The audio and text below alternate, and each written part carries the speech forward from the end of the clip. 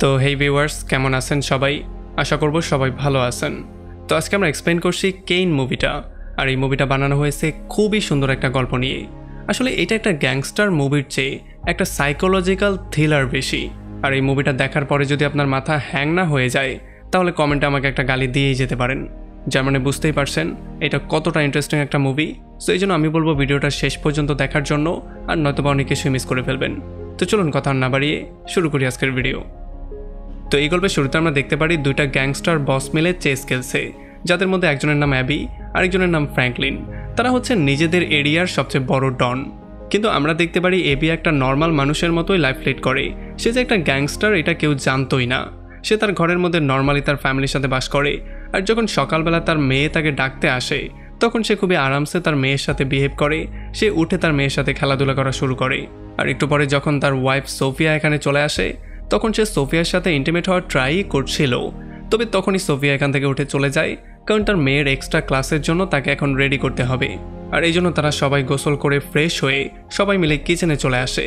এখানে এবি তার নিজের জন্য নিজেই কফি বানানো শুরু করে। আর আমরা দেখতে পারি সে ঘরের মধ্যে এমন করে বিহেভ করে যেন তার দ্বিতীয় কোনো রূপ নেই। সে খুবই ডিসেন্ট একটা পার্সন। যাই হোক, এরপরে সোফিয়া এবিকে জিজ্ঞেস করে যে আজকে সে কি তার মেয়েকে নিয়ে তার বাবার বাড়ি যেতে পারবে কিনা। আর এটা শোনার পরে আমরা দেখতে পারি এবি খুবই নর্মালি তাকে হ্যাঁ বলে দেয়। এখন সে কেন নর্মালি হ্যাঁ বলে সেটা আমরা একটু সামনেই জানবো। আর এরপরে যখন এবি তার কফি নিয়ে এখান থেকে বেরিয়ে চলে যায়, তখন সোফিয়া নোটিস করে যে এবি আজকে তার মেডিসিনটা নিতে ভুলে গেছে। আর এই মেডিসিনের ব্যাপারটা একটু ভালো করে মনে রাখবেন, কারণ এটা সামনে খুবই ইম্পর্ট্যান্ট একটা রোল প্লে করবে। তো বাসা থেকে নিচে নেমে এবি তার পার্সোনাল ড্রাইভার ব্যানিকে তার কফি থেকেই কফি খাওয়ায়। আর শুধুমাত্র খাওয়াই না, সে ফ্রেন্ডের মতো তাকে জিজ্ঞেসও করে যে এটা আমি বানিয়েছি, কেমন হয়েছে। আর যখন তারা গাড়ি ড্রাইভ করে সেখান থেকে চলে যাওয়া শুরু করে, তখন আমরা দেখতে পারি একটা পুলিশের কারও তাদেরকে পেছন থেকে ফলো করছিল। আর যখন এই ব্যাপারটা আমাদের মতো এবি আর ব্যানিও নোটিস করে, তখন এবি ব্যানিকে বলে যে তাদেরকে ফাঁকি দেওয়ার সময় চলে এসেছে। আর তখন আমরা দেখতে পারি ব্যানি তার গাড়ির কারিশমা দেখিয়ে ট্রাফিককে ফাঁকি দিয়ে সেখান থেকে পালিয়ে চলে যায়। আর একটু দূরে যাওয়ার পরে এবি ব্যানিকে বলে যে হয়তোবা আজকে আমাকে ফ্র্যাঙ্কলিনের সাথে মিট করতে হবে, কারণ তার সাথে খুবই ইম্পর্ট্যান্ট একটা কাজ আছে। আর সে বলে যে ইদানিং সে তার নিজের এরিয়াতে কাজ তো করছেই, বরং সে আমাদের এরিয়াতেও বারবার করে ঢুকে পড়ছে, তাকে একটা শাস্তি তো আমার দিতেই হবে। আর এটা বলার পরে সে তার অন্য একটা ফ্রেন্ড রিচার্ডকে কল দেয়, যে কিনা তাদের টাকাগুলো ব্ল্যাক থেকে হোয়াইট করত। তবে আমরা দেখতে পারি রিচার্ড তার কলটা পিক করে না, যেখানে কিনা এবি কিছুদিন আগেই তাকে অনেকগুলো টাকা দিয়েছিল। আর এই জন্য এবির মাথাটা গরম হয়ে যায়। আর সে বুঝতে পারে যে রিচার্ডের খেলাটা শেষ করার সময় চলে এসেছে। আর এই জন্য সে একটা বাউন্সার ড্যানিয়ালকে একটা লেটার দিয়ে বলে যে এই লেটারটা তুমি অমুক একটা লোককে দিয়ে দিবে। আর এর একটু পরেই আমরা জানতে পারি যে এই লেটারটা ছিল আমাদের হিরো কেইনের জন্য, যে কিনা এখানে বক্সিং প্র্যাকটিস করছিল। তবে যাই হোক, এখান থেকে প্র্যাকটিস শেষ করে যখন সে একটা শপে আসে, তখন সে দেখতে পারে আজকে দুইটা গুন্ডা তাকে নোটিস করছে। আর যখন তারা এসে তার সামনে দাঁড়ায়, তখন সে তাদেরকে পেটানো শুরু করে। তবে আসলে এটা সে করছিল তার মাইন্ডের মধ্যে, সে বাস্তবে তাদেরকে কিছুই করে না। এখন সে এমনটা কেন করেছে সেটাও আমরা একটু সামনেই জানবো। তো এখান থেকে বের হওয়ার পরে যখন কেইন তার ফ্ল্যাটের মধ্যে যাচ্ছিলই, তখন রাস্তায় এই ছেলেটা তার সাথে বেয়াদবি করা শুরু করে। সে বারবার করে তার সাথে পাঙ্গা নেওয়ার ট্রাই করছিল। কেইনেরও মাথাটা গরম হয়ে গিয়েছিল। তবে সে তাকে কিছু না বলে এখান থেকে চলে যাওয়ার জন্য বলে। সে বলে যে আমি তোর গার্লফ্রেন্ডের সামনে তোকে মারতে চাই না, এখান থেকে দ্রুত বিদায় হও। আর এরপর সে সেখান থেকে রুমের মধ্যে গিয়ে গোসল করা শুরু করে। তবে তখন এখানে ড্যানিয়াল চলে আসে। আর সে কেনের রুমের মধ্যে লেটারটা দিয়ে আস্তে করে চলে যায়। আর যখন কেন লেটারটা পায়, তখন সেটা খুলে দেখত। তার আগেই সে নিউজ থেকে জানতে পারে যে শহরের মধ্যে একটা ভয়ঙ্কর কিলিং হয়েছে, যেটা কিনা সরাসরি কেনের সাথে লিঙ্ক। কারণ কালকে রাতের বেলায় কেন কিছু ভয়ঙ্কর কিলারদেরকে খুন করেছিল। আর একটু পরে যখন সে লেটারটা খুলে চেক করে, তখন সে দেখতে পারে এটার মধ্যে রিচার্ডের পুরো ইনফরমেশন দেয়া। আর এটা দেখার পরে সে ক্লিয়ারলি বুঝতে পারে যে এখন এই লোকটার 12টা বাজাতে হবে। কিন্তু আসলে রিচার্ড করছেটা কি, চলুন সেটা আমরা দেখি। আসলে আমরা দেখতে পারি রিচার্ড তার প্রেগনেন্ট ওয়াইফ এমার সাথে খুবই সুন্দর একটা সময় পার করছিল। তবে তখনই তার ফোনের মধ্যে একটা কল আসে, যেটা কিনা ছিল আননোন একটা নাম্বার থেকে। হয়তোবা এই কলটা এবিই করেছিল। তবে রিচার্ড এই কলটাকে পিক না করে সে চলে যায় গোসল করার জন্য, কারণ গোসল করে ফ্রেশ হয়ে তাকে একটা নতুন মিটিংয়ে যেতে হবে। তবে তখনই এমা পেছন থেকে তার ফোনটাকে যখন হাতে নেয়, তখন সে ললিপপ নামের একটা নাম্বার থেকে একটা মেসেজ পায়, যেখানে লেখা আছে কল মি বেবি। এখন সে বুঝতে পারে যে এটা কেমন তোর ক্লায়েন্ট, যে কিনা বেবি বলে ডাকছে। তার মানে সে ক্লিয়ার হয়ে যায় যে তার হাজব্যান্ড তার সঙ্গে চিট করছে, কারণ রিচার্ড তাকে অলরেডি বলে দিয়েছিল যে আজকে পুরো রাত সে বাইরেই পার করবে, কারণ তার মিটিংটা খুবই ইম্পর্টেন্ট। তো এই জন্য যখনই রিচার্ড বাইরে বেরিয়ে যায় তখন এমাও তাকে ফলো করার সিদ্ধান্ত নেয়। আর তখন বাইরে আমরা দেখতে পারি কেইনও হিরোইটিক স্টাইলে তার বুলেটটা নিয়ে রিচার্ডের 12টা বাজানোর জন্য বেরিয়ে পড়ে। আর তখন এদিকে গাড়ির মধ্যে রিচার্ড একটা মহিলার সাথে কথাবার্তা বলছিল, তার সাথে সে আজকে রাতে শোয়ারও কথাবার্তা বলছিল। আর তখন এই ব্যাপারটা আমরা জানতে পারি যে এই মহিলা আসলে এমাকে পছন্দ করে না, কারণ সে রিচার্ডের বাচ্চার মা হবে। যদিও রিচার্ডের সাথে তার একটা রিলেশন আছে, তারা মাঝে মধ্যে রাতও একসাথে কাটায়, তবে রিচার্ড তাকে শুধুমাত্র ইউজই করতে চাচ্ছিল, সে তাকে বিয়ে করতে চাচ্ছিল না। আর তখন আমরা দেখতে পারি পেছনের গাড়িতে এমি তার বোন কেলিকে বারবার করে কল দেয়, তবে যেহেতু কেলি অন্য একটা লাইনে ব্যস্ত ছিল তো এই জন্য সে ফোনটা পিক করতে পারছিল না। তবে এমি যখন বারবার করে ট্রাই করে তখন ফাইনালি কেলি কলটা রিসিভ করে। আর রিসিভ হওয়ার সঙ্গে সঙ্গেই এমি তাকে বলে যে আমার মনে হয় রিচার্ড আমাকে ধোকা দিচ্ছে, আর এই জন্য আমি তাকে ফলো করছি, কারণ আমি যে কোনো মূল্যে তাকে হাতে নাতে ধরতে চাই, তাকে একটা শাস্তি আমি দিয়েই ছাড়বো।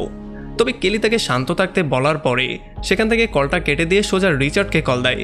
আর তখন আমরা বুঝতে পারি যে রিচার্ডের ললিপপ আর অন্য কেউ না, সেটা হচ্ছে গিয়ে কেলির নিজে। মানে রিচার্ড দুই বোনের সাথে একই টাইমে খেলছে। তো এই জন্য কেন তাকে বলে তুমি এখন আর আমার বাসায় এসো না, তুমি দ্রুত সেখান থেকে অন্য জায়গায় চলে যাও। আর এটা শোনার পরে রিচার্ডও সেখান থেকে অন্য জায়গায় চলে যায়। তবে যখন সে তার গাড়িটা একটা পার্কিং লটে নিয়ে আসে তখন তার সামনে কেন চলে আসে। আর কেন দেখার সঙ্গে সঙ্গেই তাকে শ্যুট করে দেয়। যদিও প্রথম গুলিটা অন্য একটা দিকে চলে যায়, তবে কেন তার মনস্টার হওয়ার প্রুফটা দেয়। সে রিচার্ডকে আচ্ছা রকম একটা ধোলাই করে তারপর শ্যুট করে তাকে সেখানে শেষ করে দেয়।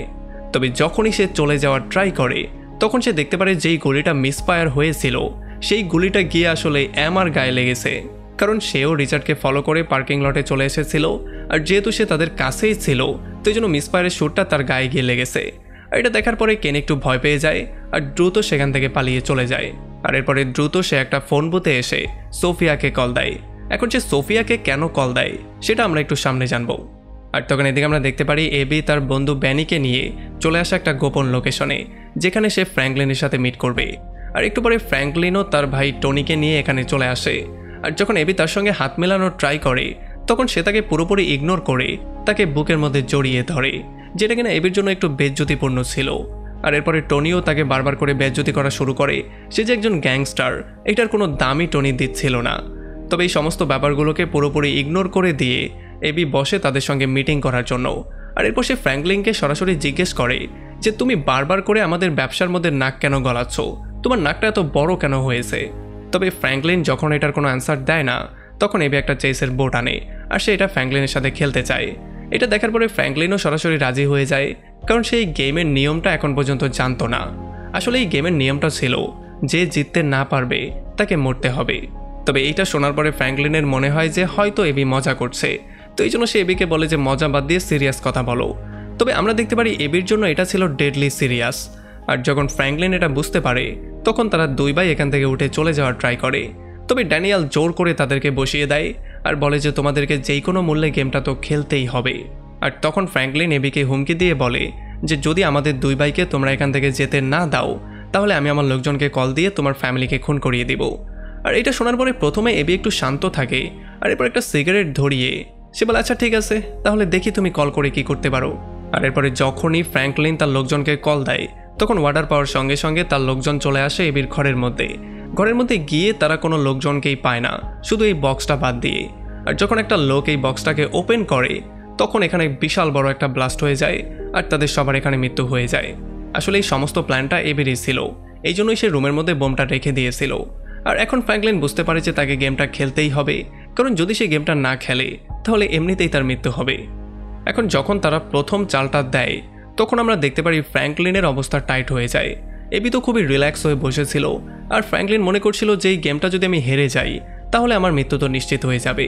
তবে আমরা দেখতে পারি গেমের মধ্যে এবির অবস্থাই খারাপ হয়ে যাচ্ছিল, সেই গেমটা হারা শুরু করে, কারণ সে তার মেডিসিনটা সকালবেলা নিতে ভুলে গিয়েছে। আর এই জন্য সে তার গেমের মধ্যে ফোকাস করতে না পেরে ফাইনালি ফ্র্যাঙ্কলিনের কাছে গেমটা হেরে যায়। আর এই ব্যাপারটা দেখার পরে টনি এবিকে নিয়ে মজা করা শুরু করে। তবে প্রথম দিকে শান্ত থাকলেও এইবার এবির মাথা গরম হয়ে যায় আর সে টনিকে সেখানে শেষ করে দেয়। আর এরপর সে প্রচণ্ড রাগ নিয়ে তার বাউন্সার ড্যানিয়েলকে জিজ্ঞেস করে যে বলো আজ পর্যন্ত আমরা কতগুলো খুন করেছি।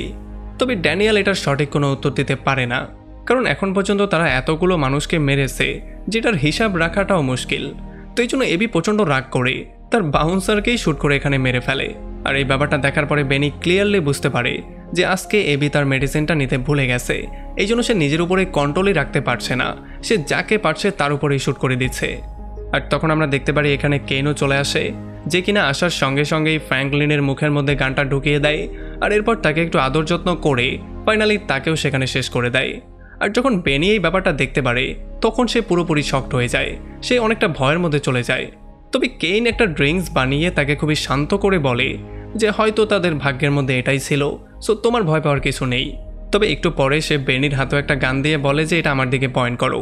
তবে যখন বেনি এটা করছিল না তখন সে প্রচণ্ড রাগ করে তার দিকেই গানটা পয়েন্ট করে। সে বলে যে আমরা দুজনেই দুজনের দিকে পয়েন্ট করে শ্যুট করব, যে আগে গুলি করতে পারবে সেই হয়ে যাবে উইনার আর বাকিজন এখানেই মরবে। তবে তখনই বেনি দেখতে পারে কেনের বডির মধ্যে এবির বডি, আর এটা দেখার পরে সে প্রচণ্ড রাগ করে শ্যুট করে কেনকে মেরে ফেলে। আর এরপর যখন সে ভালো করে বডিটা চেক করে তখন সে দেখতে পারে এটা তো কেন ছিলই না, এটা ছিল এবির বডি। কি ব্যাপারটা কনফিউজিং লাগছে? আমি তো আগেই বলেছিলাম আপনার মাথা পুরোপুরি হ্যাং হয়ে যাবে।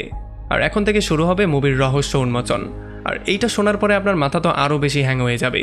শুধু একটু মনোযোগ দিয়ে শুনবেন। আপনাদের নিশ্চয়ই মনে আছে মুভির শুরুতে এবি তার ওষুধটা নিতে ভুলে গিয়েছিল। আসলে আমরা জানতে পারি তার ছিল মাল্টি পার্সোনালিটি ডিসঅর্ডার, যেখানে মানুষ তার বিভিন্ন রূপের সাথে কথাবার্তা বলে, মানে সে নিজেকেই বিভিন্ন পার্সনে দেখতে পারে। যেমন তার মধ্যে যতগুলো রূপ আছে সে প্রত্যেকটা রূপকে আলাদা আলাদা করে ট্রিট করে। আর এই কেইন, রিচার্ড এই সমস্তগুলো ছিল তার নিজেরই পার্সোনালিটি, যাদেরকে গল্পের স্বার্থে সে ঘুরিয়ে ফিরিয়ে ইউজ করছিল। আর যখন রিচার্ড এবির কলটা পিক করে না তখন তার মাথাটা গরম হয়ে যায়, আর তার মনে হয় হয়তো তার অন্য পার্সোনালিটি মানে রিচার্ড তাকে ধোকা দেওয়ার ট্রাই করছে। তো এই জন্য এবি তার অন্য একটা মনস্টার পার্সোনালিটি যার নাম হচ্ছে কেইন তাকে পাঠায় তার ভালো পার্সোনালিটিকে মারার জন্য, যার নাম হচ্ছে রিচার্ড। এখন হয়তো আপনার মনে কোয়েশ্চেন চলে এসেছে যে কেইন কি করে রিচার্ডকে খুন করবে, কারণ তারা দুজন তো হচ্ছে গিয়ে একই পার্সোনালিটি। আসলে তখন আমরা জানতে পারি যে কেইন রিচার্ডকে কখনো খুন করেইনি, সে খুন করে দিয়েছে তার ওয়াইফ এমাকে। এই জন্য রিচার্ডের মনটা সেখানেই ভেঙে চুরমার হয়ে গিয়েছে। আর আরও একটা শকিং ব্যাপার বলবো, সেটা হচ্ছে এই মুভির মেইন ক্যারেক্টার এবি ছিলই না, এই মুভির মেইন ক্যারেক্টার ছিল কেইন। কারণ যখন মুভির লাস্টে আমরা সোফিয়ার ডকুমেন্টটাকে খুব ভালো করে দেখতে পারি তখন আমরা সেখানে কেইনের নামটা দেখতে পারি, যার মানে কেইন নিজেই তার মনস্টার পার্সোনালিটির মাধ্যমে রিচার্ড আর এবি তাদের দুজনকেই কন্ট্রোল করছিল। কিন্তু যেহেতু এখন বেইনি কেইনকে খুন করে দিয়েছে তো এই জন্য পুলিশ তাকে ধরে নিয়ে গেছে, আর সে পুলিশকেই সমস্ত ব্যাপারগুলো বলছিল। সে বলছিল যে আমি কাউকে খুন করিনি, এই সমস্ত ব্যাপারগুলো এবি, কেইন আর রিচার্ডের মধ্যে হয়েছিল। তবে এখানে আমরা পাই আরও একটা টুইস্ট। আমরা জানতে পারি যে কেইন, রিচার্ড, এবি তারা তিনজনই ছিল বেইনির পার্সোনালিটি, মানে তাদেরকে আলাদা আলাদা করে বেইনি বানিয়েছে, তাদেরকে দিয়ে সমস্ত কাজকর্ম করিয়েছে, আর এখন সেই সমস্ত ব্যাপারগুলো পুলিশের কাছে ভিন্ন ওয়েতে বলছে, যেখানে কিনা পুলিশ খুব ভালো করেই জানতো যে বেনি একাই ঘর থেকে বেরিয়েছে, আর যে কিনা অ্যামা, ফ্র্যাঙ্কলিন আর টনি তিনজনকে খুন করেছে। আর এমনই কনফিউজিং একটা পয়েন্টে এই পুরো মুভিটা এখানে শেষ হয়ে যায়। সো যারা গল্পটা বুঝতে পেরেছেন তারা লাইক করুন, আর যারা বুঝতে পারেননি তারা কমেন্ট করুন, কারণ আপনাদের কমেন্টের রিপ্লাই দিয়ে তারা আপনাদেরকে বুঝিয়ে দিবে যারা গল্পটা বুঝতে পেরেছে। কারণ আমার একার পক্ষে তো সবাইকে রিপ্লাই করা সম্ভব না, সো নিজেদের মধ্যেই রিপ্লাই করে করে আপনারা অন্যজনকে বুঝিয়ে দেওয়ার ট্রাই করুন। আর আমাদের দেখা হবে অন্য কোনো ভিডিওতে অন্য কোনো একদিন। Till then, take care.